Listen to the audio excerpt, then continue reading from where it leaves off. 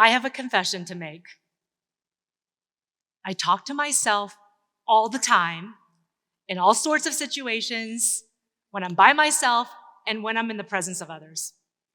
And I know I'm not the only person in this room who does this on a daily basis. Anyone else? No? Okay, thank you. Don't leave me hanging, guys. Well, self-talk is what makes us uniquely human. Our ability to talk to ourselves, to narrate what we're doing, and to think about our thinking is what led us to the top of the food chain. Self-talk is like our brain's operating system. Just like a computer's operating system, self-talk is constantly running in the background of our lives, managing our thoughts, our feelings, and our behaviors. Self-talk is our internal narrator. It helps us make sense of the world and filters our experiences through the lens of our values, beliefs, and memories. But just like a computer, self-talk in our operating system is prone to glitches and bugs. This happens all the time, and a lot of times we don't even know that it's happening when it's happening. And this is because our brain tries to be efficient.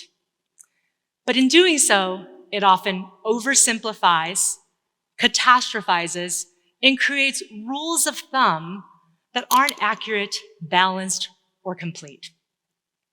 Self-talk can create self-defeating exchanges with others, sabotage our most important ambitions, and confirm pre-existing negative beliefs about ourselves that don't serve us and aren't even true, leading to unhealthy coping and poor resilience. Researchers at Penn State University asked chronic worriers to write down their worries every day for 10 days. Then they made these poor participants review their list of worries for another month just to see if any of them had come true. The result? A whopping 91.4% of their fears never materialized. So what does this tell us about self-talk? Self-talk at its worst can rob us of our best lives.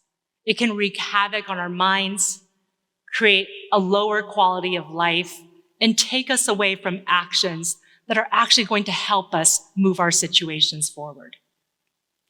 If you've ever been prone to the unproductive effects of negative self-talk, then I have great news for you.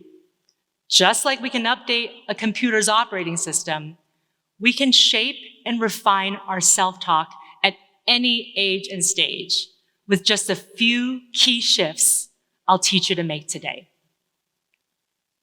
How many thoughts do you think we have in a day? Call it out. I want to hear your guesses. Somebody said 3 million. That's pretty good. You're not that far off. So researchers have been very interested in this phenomenon, and earlier studies have cited anywhere from 10,000 to 60,000 thoughts a day. But more recently, researchers at Queen's University in Canada considered thoughts that we have about a specific topic or theme. They called these thinking chains thought worms. And it turns out that on average, we have about 6,200 of these daily. Try taking an inventory of your thoughts by writing down your thinking a few times a day. You might be surprised to find that most people report their negative thoughts outweighed their positive ones. Also, their negative thoughts tended to cascade into these thought worms, essentially playing this negative playlist on an unending loop, day and day again. So why does our brain do this? And where does our self-talk come from? Self-talk stems from early experiences in our childhood, primarily due to our attachment bonds. Attachment, at its most basic level, refers to those first emotional bonds we build with our primary caregivers. Our primary caregivers are people who were generally responsible for looking after us on a daily basis in a consistent and ongoing way. Without their support, we simply cannot survive. Mammalian babies are cute because we have to be. No one would stick around if we weren't. Our baby cuteness, involving large eyes, round cheeks, chubby cheeks, all of this is to entice our caregivers to stay near us. We need them to stay with us to protect us. So this is why we put up with the stinky diapers, with all the crying, with the no sleep. This is why. We need them, or else we simply cannot survive.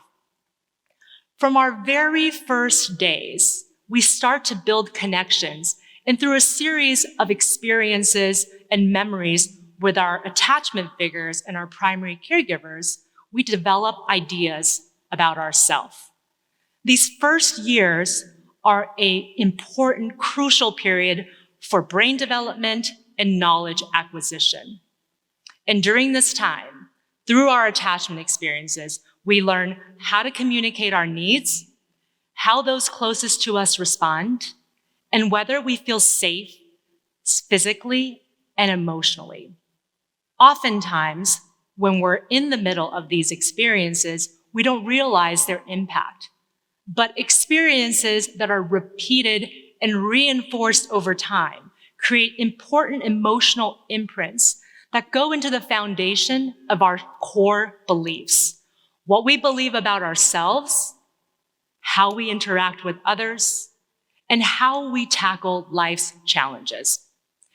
And because of our brain's favoring of shortcuts and rules, we come to believe that the way that we coped with something in the past is the way that we should cope in the future. We generalize these rules. So in other words, our attachment experiences develop our underlying operating systems and serve as the bases for the self-talk that governs our lives. And it turns out most of us identify with one of 4 attachment styles. If your primary caregivers were generally available, attentive, showed up in helpful ways, especially during stressful situations, you likely developed secure attachment. People with secure attachment tend to hold themselves in relatively high esteem. They actualize towards their goals. They can be independent and stay connected with their loved ones. And they generally deserve good things in life in terms of their own self-beliefs. Conversely, if your parents were inconsistent, inattentive, showed up in unhelpful ways, or seemed stressed or overwhelmed when you communicated your needs, you likely developed insecure attachment. There are 3 forms of this, and in general, people with insecure attachment have difficulty self-actualizing in a consistent way. They're a little bit more prone to self-sabotage. They tend not to believe in their own self-worth and whether they deserve loving and symbiotic relationships in their life. And a recent study by YouGov shows that approximately 70% of people in the US identify with one of these 3 insecure attachment styles. Your brain's operating system may work well most of the time, but the bugs and glitches tend to come, just like they do with computers, when it is the most crucial, urgent, and necessary to work well. When you're faced with a novel and challenging experience where you're already emotionally and cognitively taxed. And even when our self-talk is clearly unhelpful, unproductive, causes us stress and pain, it can still be hard to break free from these beliefs because it's so much of what we've come to know. But here's an important fact. Secure attachment and its positive outcomes can be yours for the taking. We can flip the script on your brain's operating system, and it all starts with learning what processes it's running today. In my clinical experience with patients, and in my research, I found that each of the 4 attachment styles carries with it its own prototypical self-talk. People with anxious attachment tend to crave reassurance and closeness with others, sometimes at the expense of their own needs. They're more prone to codependent and rescuing behaviors. The self-talk of the anxiously attached typically contains one or more of these 4 self-statements. I'm not as worthy as others. I need to rescue everyone. I fear being on my own. I have to analyze everything. People with avoidant attachment are the quintessential lone wolves. They value extreme self-sufficiency. They tend to be uncomfortable with emotional intimacy and tend also not to emphasize the importance of relationships in their lives. The self-talk of the avoidantly attached typically sounds something like this. I'm only as good as my last achievement. I must be in control at all times. I keep others at arm's length. When the going gets tough, I go it alone. People with disorganized attachment oftentimes find themselves in a perpetual state of fight or flight. They have difficulty regulating their emotions and sometimes unconsciously replicate the chaos they experience as children. People with disorganized attachment typically have self-statements that sound something like this. I deserve to suffer. I hate you, don't leave me. I can't control my emotions, and my life is in constant chaos. If any of what I said above resonates with you, and if you've ever been prone to the damaging effects of these types of self-statements, then what I'm about to share with you next will be the most important part of what I say today. No matter what your past experiences have been, how long you've been operating with your default system, and how much disappointment you've experienced, it's never too late to heal your insecure attachment wounds. Maybe you've been after that elusive promise of your best life, chasing comfort, fulfillment, and joy in a variety of places, thinking to yourself, if I just landed that dream job, just got that perfect partner, just stumbled into that ideal situation. Yet time and again, that initial rush fades, and you find that whatever fix you sought was only a temporary solution, and its positive effects simply didn't last.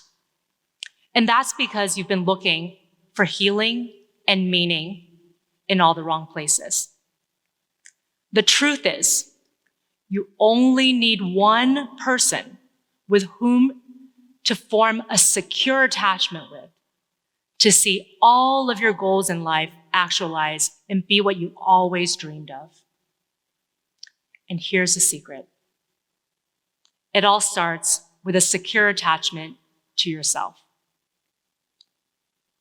Reparenting, or the conscious act of providing yourself with the care and understanding that you may have missed out on as children, is all about becoming the nurturing inner parent you need, but may not have had. While you can't change the past, and this is not about blaming your parents for what they did or didn't do, you can choose to meet the needs of your inner child today, that metaphorical little you whose hopes, aspirations, and dreams are still alive within all of us. Reparenting works because simply you have what it takes to meet the needs of your inner child. This makes it the ideal situation for fostering a secure attachment relationship. Your adult self has much more agency, self-directedness, and resources than your child self, who had to learn to cope within the confines of depending on those around them to provide that safety and security. No one knows you better than you, and you have the wisdom of your unique lived experience. And this is why your inner parent is the most vital tool to creating healthier thoughts and behavior patterns. You can start reparenting today through a series of small, intentional acts that are designed to change your underlying programming. This is because thoughts, behaviors, and feelings are all connected. If you behave differently, you'll think and feel differently. Through your behaviors, will positively transform your self-talk and your rules for life. So what does reparenting look like? Each time you establish healthy boundaries for your well-being, that's reparenting. Each time you celebrate your accomplishments and the little small steps along the way, that's reparenting. Each time you prioritize your needs without guilt, that's reparenting. Each time you cultivate meaningful relationships and healthier connections with others, that's reparenting. Each time you listen to your inner child and validate their emotions no matter what, that's reparenting. Each time you consciously engage in self-care, that's reparenting. Each time you forgive yourself of past mistakes and exercise self-compassion, that's reparenting. Each time you make decisions according to your top values, no matter what anyone else thinks, that's reparenting. Each time you remind yourself you are deserving of love and belonging, that's reparenting. Each time you know in your heart that you are inherently worthy, that's reparenting. I hope our time today has inspired you and empowered you to make positive change in your life. The gifts of secure attachment, one that is based in a secure self-concept that allows you to tackle life's challenges with vigor, consistency, and belongingness, is yours for the taking, and I can't wait to see what you'll do with this information.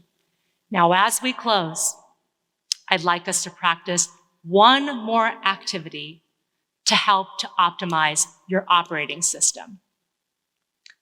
Let's adopt the self-statements of the securely attached by choosing one of these 4 statements as your affirmation for today. Write it down, post it in a place you can see, look in the mirror, say it to yourself, and visualize yourself embodying these qualities. I believe in and like myself. I can handle what comes my way. I can affect positive outcomes in my life.